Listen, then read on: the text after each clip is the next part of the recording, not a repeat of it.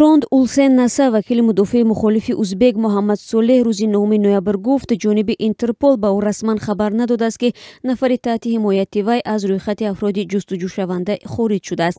Муҳаммад Солеҳ раҳбари ҳаракати мардумии Ӯзбекистон ва раиси ҳизби эрк соли 2001 дар фурудгоҳи шаҳри Прагаи ҷумҳурии Чех боздошт шуд.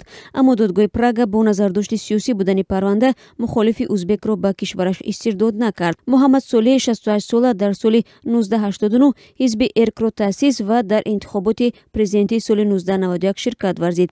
Бинобар иттилои нозирон вай дар интихоботи соли 1991 33% раи мардумро соҳиб шуда буд. Аммо дар соли 1993 вай маҷбур ба тарки Ӯзбекистон гашт.